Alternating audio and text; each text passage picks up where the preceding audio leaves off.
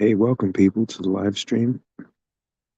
This is a new series I'm doing, just picking opponents from Sam Langford's career, not at random, but just out of order. While simultaneously, I'll be doing the anniversary of different fights he had, maybe even some different events as well, depending on how the series goes and how my time works out.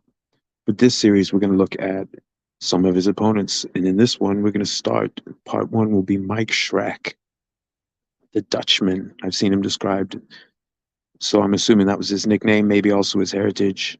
Cincinnati born and pretty serious dude, but almost like a footnote in Langford's career. For instance, for example, in Claymore's book on Sam Langford, which goes a lot into his prime, everything, here's the entire mention of Schreck. Quote, Sam then made quick work of Mike Schreck in Pittsburgh on November 23rd. Schreck was expected to give Sam a tough fight, but Sam beat him so badly within the first minute of the opening round that the local police superintendent stepped in and ordered an end to the contest. So out of the whole book, which is a fantastic in-depth book, that was all the space Schreck got. But Schreck was actually a pretty serious dude. He's maybe a little bit on the downside, and certainly the fight with Langford pushed him over the edge of the cliff heavily. I'll show you. I actually typed up his career earlier today. He started off, you can see Schreck started off with a pretty good win-loss record. Came in with the class of 1899. I saw on one website, I'm sorry, I can't remember the name of the site, but they had him ranked as the seventh greatest fighter that debuted in 1899. You know, when it was all said and done, that's how they rated him. But you know, had a few setbacks in 1900, 1899, fairly uneventful. 1900, a few setbacks, some series and things like that. 1900 goes undefeated, all wins and draws. And he had like 30 something stoppages in his career. He could crack pretty well. And I'm pretty sure he started off around the middleweight size, but he grew and he ended up fighting at heavyweight. 1901, his second undefeated season in a row, which is pretty awesome. Then in 1900, so 190, hold on a second. Let me just pull this back up real quick. Why am I missing 1902? Am I missing it or do I have it mislabeled? Hold on a second, I can figure that out. I have 04. I have 03. I don't know what I'm doing. I'll go from BoxRec real quick. I thought I had all of his seasons. But in 1902, his strength of opposition steps up. So he fights Hugo Kelly, who's fairly early in his career as well. I got a graphic of Hugo Kelly. Let me pull this beast up. There he's on the right, facing off with the great Stanley Catchell. So the first time they meet, let me make sure I got this right. So yeah, they first meet in 02. And Schreck had just drawn with Jack Twin Sullivan. I've got Jack Twin Sullivan here as well. In spite of the male pattern baldness, guy could fight. That ended up in his career like with a mixed record because he fought so many badasses, but did really well in his career. Serious guy. Anyway, so Schreck had drawn with Sullivan, then he draws with Hugo Kelly, then he beats Kelly on points. And then later that year, he beats him on points again. He also beats Harry Peppers that year, toward the end of 02. Now, coming into 1903, he has his first fight with Tommy Burns. He actually gives future heavyweight champ Tommy Burns, real name Noah Brusso, he gives him his first career loss.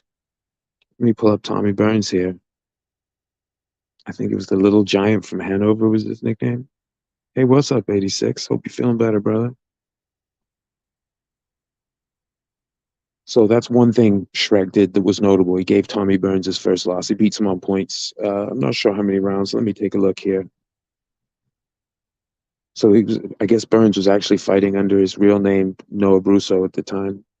Schreck was a southpaw. Now I've seen in some pictures him lining up for the pre-fight lineup as a orthodox, but he's written off as a southpaw. And I think the Ring magazine flipped one of the photos of him where he is a southpaw. Not Burns, but Schreck flipped it back to front in one of their publications. Maybe that's part of the later day confusion, but Schreck's a southpaw. That's a difficult thing. Now, when Langford fights him, he's already fought Tiger Smith in London in '07, a couple years before. So he'd already fought a southpaw.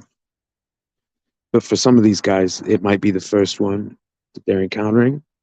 So it gave Burns difficulty. Now, following the Burns, that's January 16th, 1903. January 29th, '03, he loses on points to Hugo Kelly. So they're having quite a serious series. In fact, they fight again in April to a draw. So this is like, a lot of these fighters at this time, especially if you get different clubs to put up the money for a competitive fight, these rivals, these guys could get paid at multiple venues, different states or cities and cities. So let's see where he's at now. So that's his '03. It's really bothering me that I somehow managed to not have a whole year of his activity. Or did I mislabel it? I think I just straight up left '02 out. Oh no, I see what it is. It's mislabeled on the right, that 1900, 1901 on the right column. That makes sense. There are all the fights I was talking about. I panicked and left the thing. So you see, he goes undefeated. So I'll keep it moving. Here we go. So yeah, in '03, loses to Kelly, loses to Billy Stift, and fights Philadelphia Jack O'Brien, one of the greatest fighters of the early era. And actually, Jack O'Brien had an excellent book on boxing, technique and philosophy, and as a way of life, character building. It's pretty cool. You can actually find it free online. I'm in the middle of reading it. They lose to Philadelphia Jack O'Brien on points. Jack O'Brien had, let me see, the first time they fought, Jack O'Brien already had 105 wins and 17 draws against just 6 losses. And Jack O'Brien was a beast with whether it was long fights, but especially he loved to go with the short fights, 6 rounders. And he was so difficult over those 6 rounds. And a lot of guys did really well in their careers, and then they ran into Philadelphia Jack O'Brien. He was one of those guys. But then he actually couldn't get, there were a couple guys he couldn't get past, but he fought at the Philadelphia Jack O'Brien's resume is insane. It really is. But anyway, so Schreck loses to Philadelphia Jack. Yeah, he gets a couple wins and draws going, meets O'Brien again, loses on points again, loses several fights later to Jack Twin Sullivan. This is still in 1904. Let me pull this thing back up. Oh, that's a different fight. Hold on. Where's 1904? There we go.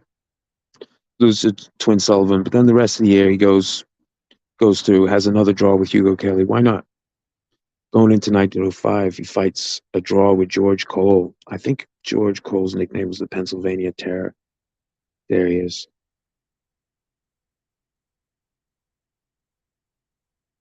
Love that picture. Love that sweater. I want that sweater. And then he gets a win over George Gardner, who was I'm pretty sure this is the same year, '05, that Gardner won, and then maybe it was the same year he also lost. He lost it to Bob Fitzsimmons, but George Gardner won the light heavyweight title, which didn't have as much prestige, and it actually went out of favor for a time, but it's, it still means something. But back then it was more, it really like light heavyweights, as in not heavy, not the marquee division, but George Garner, great fighter, and he's up for the Hall of Fame induction this year, along with one of his brothers, Jimmy. There are actually 3 brothers who fought out of Lowell, Massachusetts. I did a little graphic here. There's the largest of the 3, George, on the left, and there's Billy in the middle, Jimmy on the right. I also have a clipping of their dad's face from a picture for his eulogy in the Lowell newspaper, but I couldn't find it in time for the show. Because the main point of the show is the fact that Schreck was someone who Langford fought, and it was an important fight in that it was one of those fights that scared off even more other top guys Langford's size. Schreck had a little bit of size on him, but maybe not much. He was just an inch taller. He was 5'8.5". Langford was about 5'7.5", usually where he's reported. Let me keep going through. So what else is he doing? So he draws with George Cole, gets a win over George Gardner. Fantastic. Loses on to, this is in '05, loses to Jack Twin Sullivan. So having some fights. Then he has a no contest with George Gardner. It was stopped fairly early in the fight for inactivity, and they didn't get paid. They were hissed and sent off, and no one got paid. So the rematch didn't go so well. But after that, he gets a win on points, or it might be a newspaper decision win. Hold on, let me check. Oh, it was in New York, so it's a newspaper decision win for Mr. Schreck over Marvin Hart. Marvin Hart, and this is '06, so this is the year after Marvin Hart had beaten Jack Johnson on points. He was the aggressor and leading. Johnson was the clever and on the defensive, but the ref saw it Hart's way. It was a close fight, probably depending on who the ref was going to be. But this is just so Marvin Hart, serious dude. I think he was 26-5 at the time with 5 draws. So Schreck gets another real quality win. He's gave Tommy Burns his first loss. Marvin Hart, Hugo Kelly. He's doing some work here. He comes in, and then later that year, the next in '07. Let me pull his thing back up. In '07, he fights the Italian Bearcat, Tony Ross. I believe a Pittsburgh area fighter, tough character, who would fight Jack Johnson, among others. And, let's see, the first time they meet, Ross, according to BoxRec at least, Ross was 8-1, and he stops him in their first fight.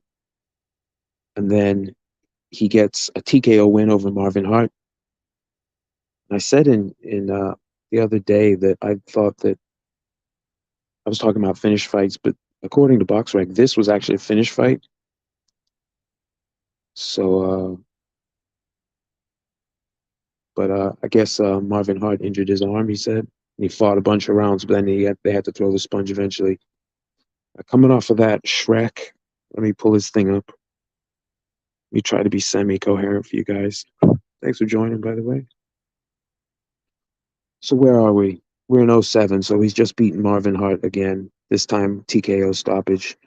Now he goes in with Al Kaufman, one of the White Hopes, who did actually, he trained with Jack Johnson. He was a sparring partner, and then at a different time they had a newspaper decision fight, 10-rounder. There's Al Kaufman. I've seen him listed around 210, so he's not a small character. I think when Schreck fought him, maybe Schreck. Hold on, let me look this up. I can look this up. Schreck 195, Kaufman 210. So in this, he gets KO'd, but Schreck claimed he'd been struck a low blow and refused to rise, so he got counted out. So it's a KO loss, but he didn't get, like, who knows whether or not it was a real low blow. Now, a few fights later, he gets a TKO to Tony Ross, the aforementioned Tony Ross. Let me pull his thing back up. There he is, the Italian Bearcat. Again, claiming a foul. He refused to come out for round 10.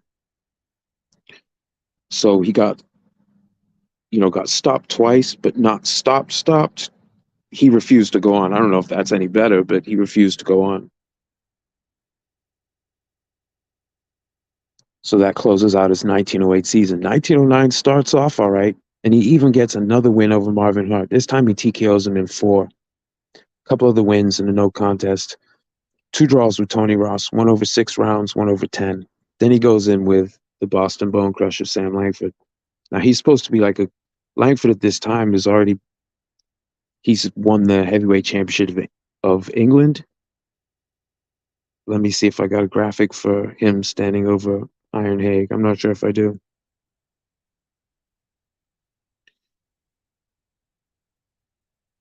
Oh, well, it's not important. But in May, he'd won the heavyweight championship of England in a fight that was supposed to be against Jack Johnson. Didn't go through. Johnson withdrew.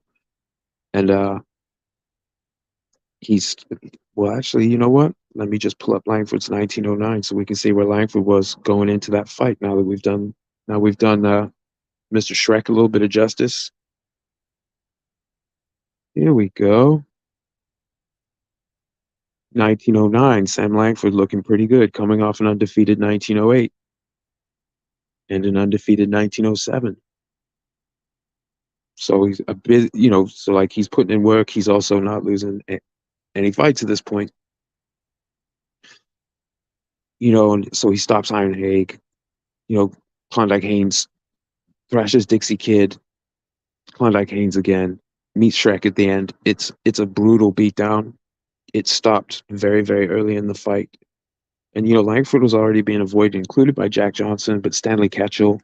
They had sort of been booked, but then New York nixed the fights. I guess at this time New York was having an issue with mixed bouts.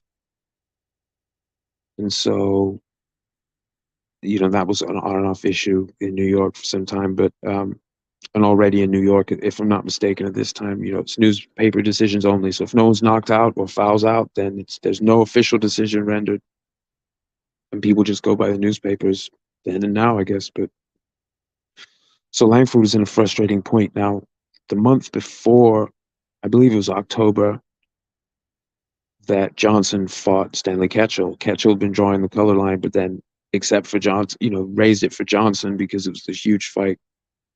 He knocked Johnson down late in the fight. Johnson got up and immediately just destroyed him. And that was that. So in the aftermath of that, Langford, reiterated his desire to fight Ketchel. In fact, I'll quote from Clay Moyle's book, page 121. Sam immediately reissued his challenge to Ketchel for a 45-round contest for the middleweight crown. He said that he would agree to any fair division of the purse and a $5,000 side bet, and that he would stop Stanley in quicker fashion than Johnson had. So this fight with Schreck, I guess he's trying to prove a point, like he's worthy. And so he goes in, he absolutely runs him over. Now, Schreck, this is like, you don't often see a fight that's like a real, where you can say, oh, there's a turning point in a career. But I think with Schreck, you could make that argument. I'll show you what I'm talking about. Anyway, that's Langford's 1909. Holy cow. Here we go. Let's get back to Schreck. Okay, so you see, so he's been in his career, he's lost a few times on points. He's been stopped twice, but it was when he refused to go on claiming a foul. Langford stops him, like beats him up badly. And I've got a graphic that shows you the remaining years because he fought beyond this. This closed out both of their 1909. Schreck fought on to 1919, but here's his results. He did win his next fight. You can say that for him. Oh, and I actually got it wrong. The second to the bottom one should be in green. He won on DQ against Howard Wiggum. My fault. Underselling Schreck here, but you can see like you can see like the early in his career when he's doing this really busy schedule, really awesome schedule, some really good wins in there mixed in. As he gets deeper into the thing, less fights, but some of these are pretty tough opponents, long rounds for a decent amount of them. He fights Langford, but after Langford, he does. I don't think Sam Wallace had very much experience, but lose to Jack O'Brien, Tom Overly, White Hope, Carl Morris, Harry Wurst, Joe Cox, Hugh McGann, Dick Gilbert, draws with Howard Wiggum, then wins on DQ, and then loses to Homer Smith, and that's it for him, as far as I know. So this is an example, like this is actually one of the fights that really hurt Langford's case to try and get matches with people his own size. I mean, he's chasing heavyweights. Some of the heavyweights won't fight him. Al Kaufman won't fight him. Ketchel sort of agreed to fight him, but then it didn't happen in New York. And then they do end up fighting after this, but only 6 rounds to a no decision. And then, unfortunately, Ketchel was murdered, so they don't, shortly after, they do fight, and so they never get even the opportunity. But his people were rather reluctant. No one really wanted, it was the exceptional guys who were really willing to take Langford on in a long fight.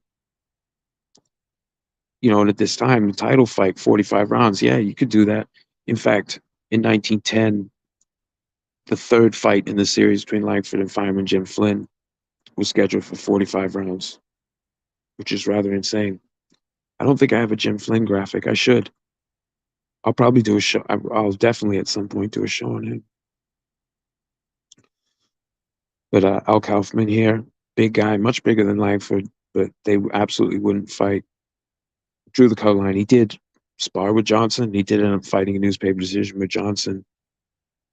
But other than that, Johnson, people were making an exception because he had the title. He was the man. But everyone else, oh, and I wanted to read this out. So this is in the, I think, the lead up. Yeah, this is in the lead up to the Catchell Johnson fight, but before Johnson's fight with Jim Jeffries um, is announced.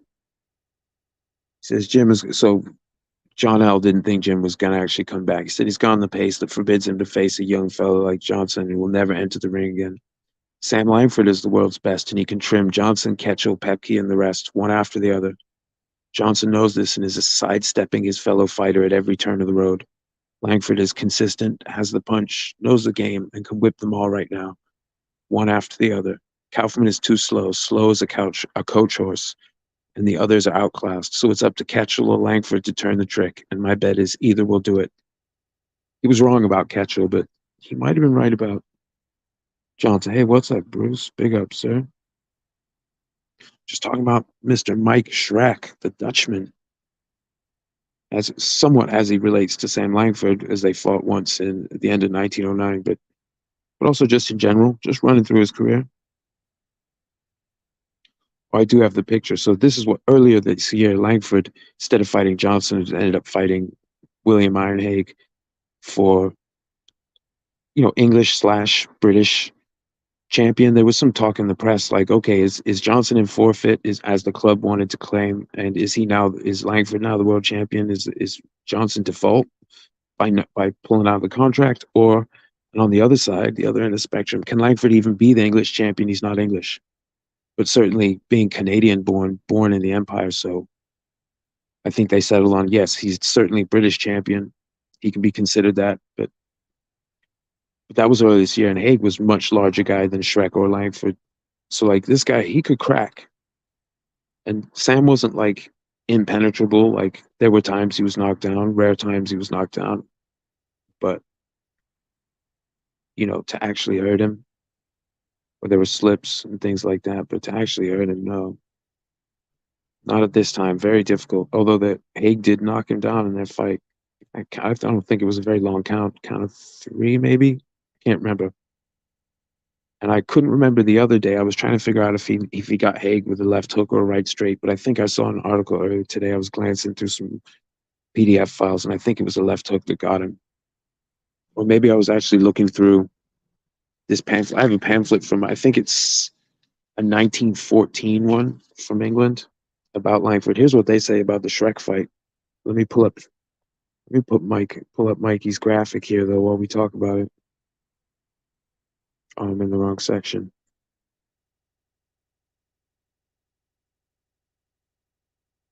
Oh, hey, what's up, John L? Nice mustache game there. Oh, pretty even with battling Jim Johnson. That's a pretty competitive mustache battle.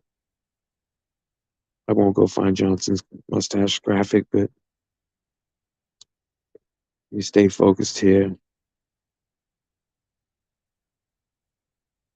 Why did I see this now? Am I goofy? Here we go. This will work. Oh, let's get all the legs in there. There it is.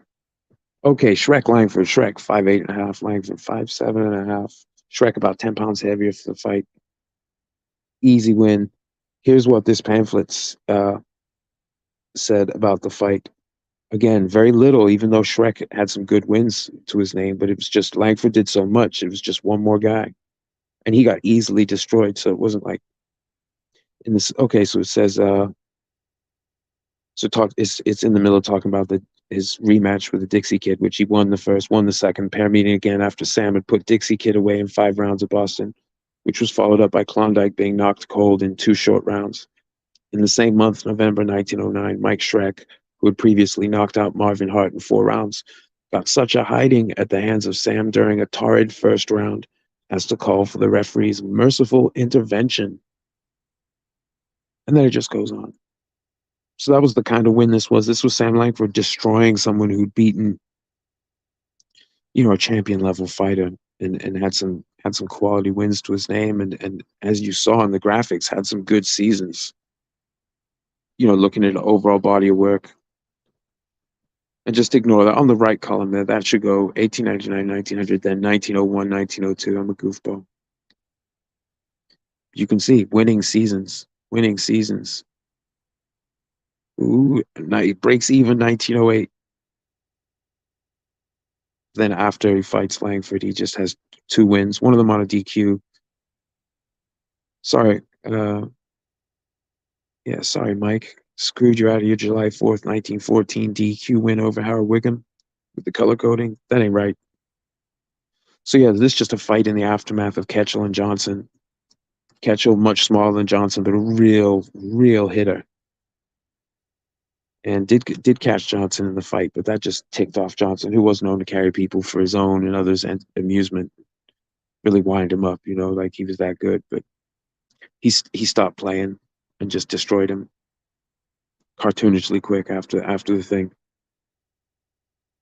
So I'm trying to think. Did we get through all of Mike Schreck's opponents? Talked a little bit about Tony Ross, the Italian Bearcat. We talked about George Gardner, all of the famous Gardner brothers. I'll pull that graphic back up.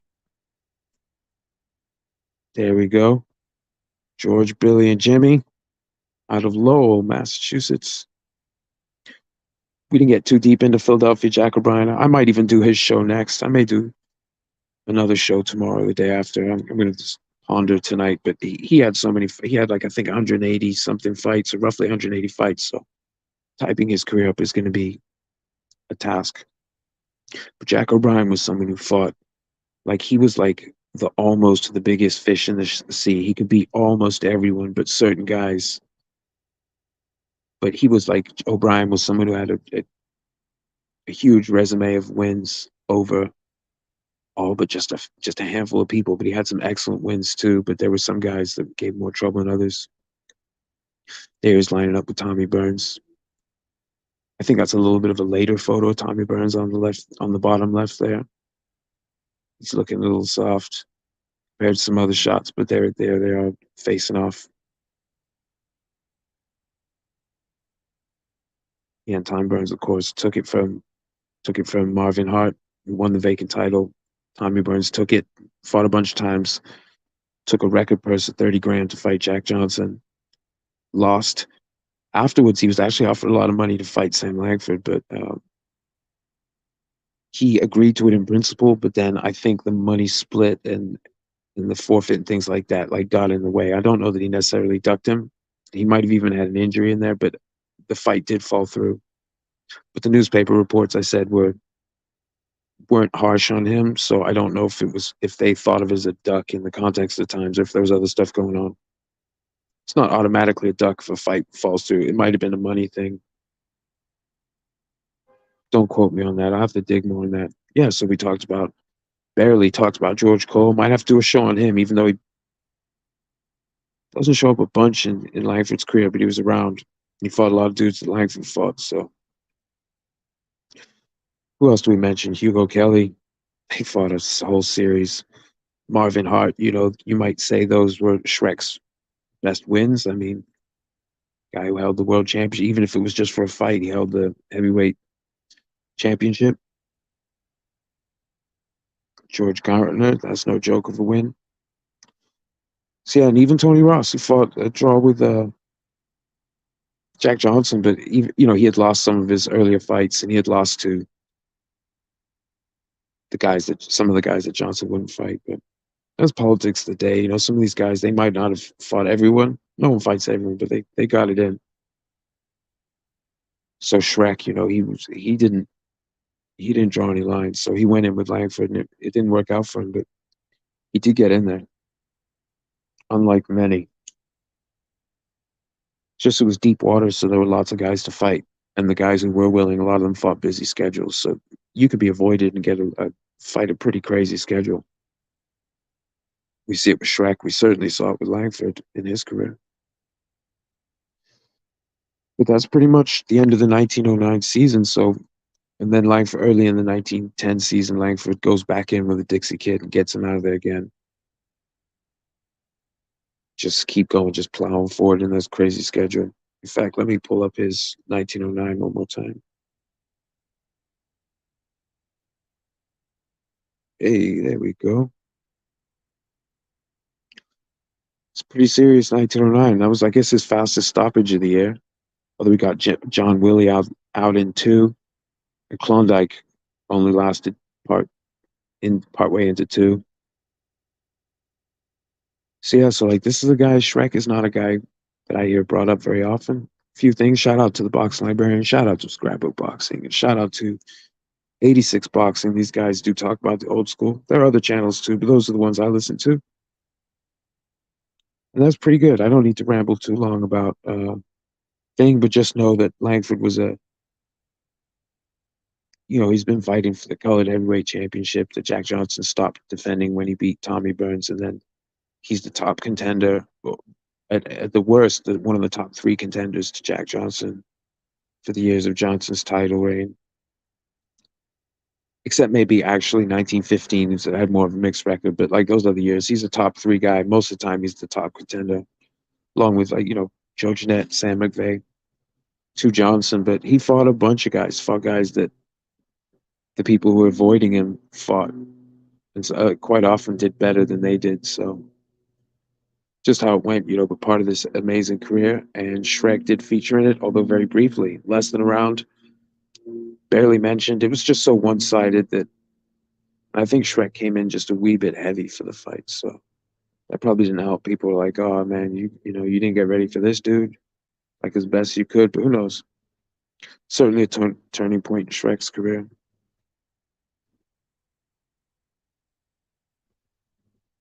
So let's see, is there anything else? I don't think so. We're gonna leave that. It's just a time when Langford is basically seen as the biggest threat to Jack Johnson, although Sam McVeigh and Joe Jeanette make their own arguments. All these guys are having great seasons every year. And on many of these years, they're fighting each other, some combination of them. Lots of common opponents. They're doing what Johnson had to do before Johnson got the opportunity against Tommy Burns, having to go around and fight so many dudes. The champion kind of like guilt trip with public opinion, the champion to facing them. There was huge pressure on Johnson in the press to face Langford, and there was money put up from all sorts of directions, but it just wasn't going to happen. Schreck wanted to fight with Tommy. Like Schreck and other guys. There were times when they wanted to put together big fights and they couldn't get it in the timing they wanted, or couldn't get it at all in certain cases. Or like with Langford and Kaufman, they were scheduled to fight, but it seems like Langford didn't train for it. Maybe he was under the impression, or they had an agreement it would be an easy go, or they were just it was gonna be more of like a no decision style, or a relaxed one. By the way, there's Denver Ed Martin to our left, two people, on the left of that, the right hand photo. That's got to be Denver Ed Martin. But oh, and incidentally, in this picture of Jack Johnson and Al Kaufman, I'm pretty positive that that's young Peter Jackson in the far right. He's kind of got like a Floyd Mayweather looking face, but that looks like that's got to be young Peter Jackson, stablemate of the great Joe Gans. That looks just like him. He actually fought Johnson in a challenge match. He lost on points, but he won the challenge. He stayed the distance. But anyway, yeah, I got distracted because I love seeing the background. I'm like, I know that dude. That's got to be Denver Ed right there. So yeah, so Kaufman wouldn't fight Langford. They were scheduled, but then he came in supreme shape. Langford hadn't really trained for it. Smelled a double cross, left town. I guess the ref had heard, or at least that's according to. I mean, if the fight was called off, but that's according what actually happened. Like that version of it is according to Kaufman's by then ex-manager. The next year was actually saying, "Here's what really happened." He wanted to pay Langford $5,000 to have just a friendly go, and then he came in like Langford smelled a double cross, and the ref said if there was any funny business, no one was getting paid, and so Langford left town. I'll get into that. I got to pull up the full clippings to try and like recreate that drama, that little bit of drama. There were some dramas in Langford's career at different times. Like I've got to do a podcast on it seeming like he was like stuck in Australia at one point because of a bond that the promoter had posted to have him there that he had to take back. But we'll get into that. Get into all that. I think this is enough for this show. So yeah, Mike Schreck, the Dutchman out of Cincinnati. Tough character, good wins, good level of opposition. Fight some other tough guys, Tony Ross, George Gardner, Marvin Hart, Hugo Kelly, Al Kaufman, even though he lost that one, Jack Twin Sullivan, George Cole, Tommy Burns. I mean, come on now. Philadelphia Jack O'Brien. What a great fighter he was. So anyway, that's it. That's our little look at Mike Schreck. I'm gonna do a quick zip through his with my typographics, zip through his quick career. There you go. Boom. 4 pretty solid seasons, especially season 3 and 4.